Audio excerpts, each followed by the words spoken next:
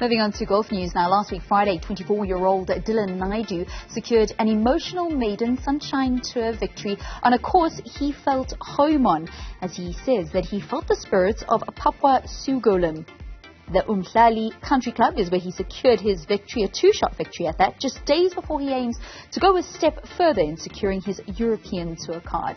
He joins us now to explain the significance of his victory. A very good afternoon and welcome to Newzroom Afrika. Thank you for having me.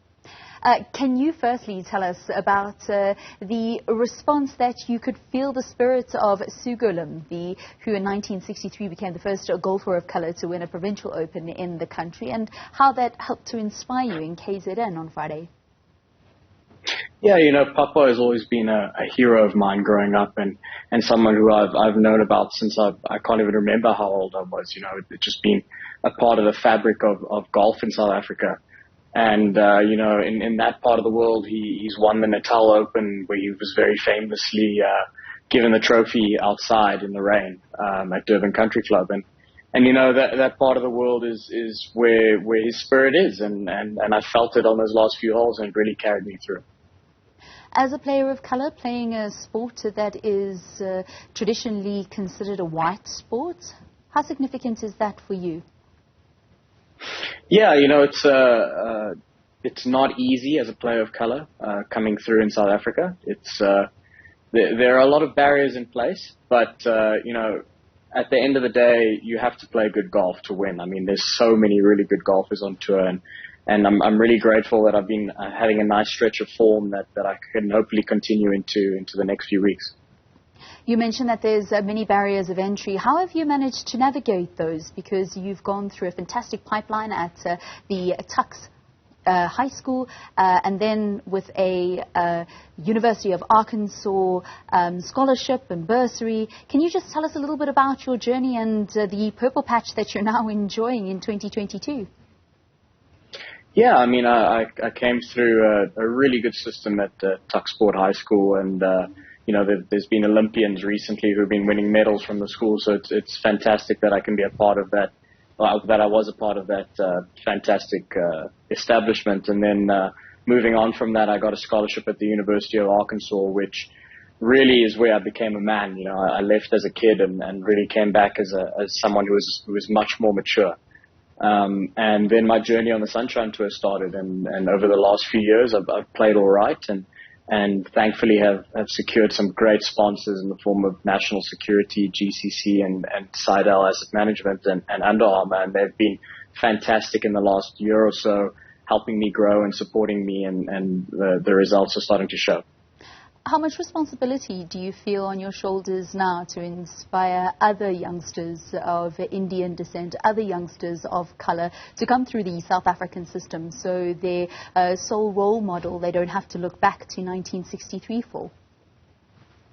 Yeah, there's been other fantastic players of colour in the time since Papua. You have Vincent Shabalala kind of alongside Papua, and more recently someone like Toto Timber, Keenan Davidson, Heinrich Brainers. These are all guys that I've looked up to, and I'm now playing alongside on tour, and they've been fantastic mentors to me, and that's what I've tried to do with a few of the kids coming through. There's some fantastic golfers in the pipeline coming through, Kieran van Wyk and Yurav Premlal, two fantastic players, Jordan Duminy. So there's some really good players coming through, and it's been nice to kind of help them along that journey. Tomorrow you depart for Spain at stage 2 of the European Tour qualifying school. How are you feeling? This is just the boost of momentum that you needed.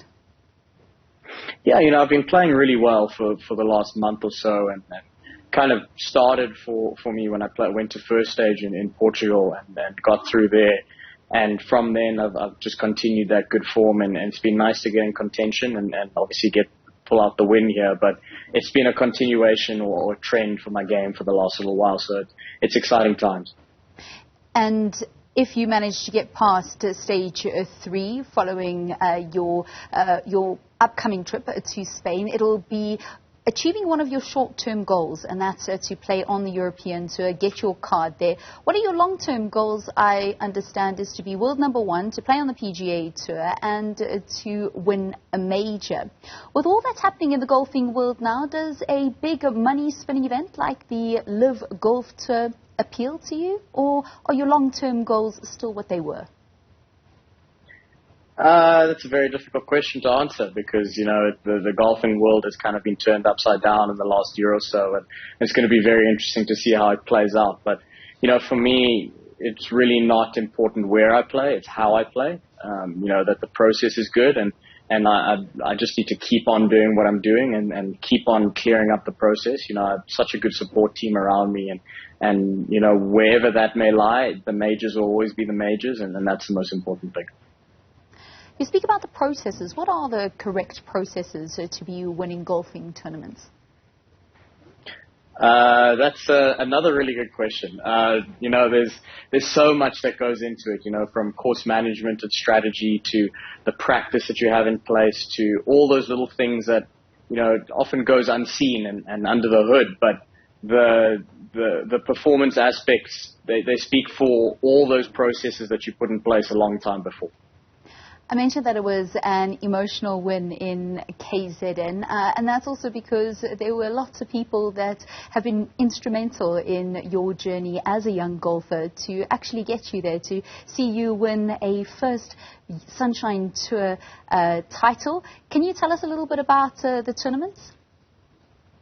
Yeah, the tournament was fantastic. The Sunshine Tour has been really instrumental in my growth as a golfer over the last 3 years. It almost speed tracks that need to improve because you're playing against unbelievable players every week. At Adam Schlali in particular, it was just fantastic to have some people from the Indian community and from other black people around Durban came to watch me play, and it's just such a beautiful community, and I'm glad I got to pull off the win for them. Well, Dylan, all the best of luck on your journey to Spain for stage 2 of the European Tour qualifying school. Thanks for your time here on Newzroom Afrika, and congratulations on your victory at the Umhlali Country Club on Friday last week.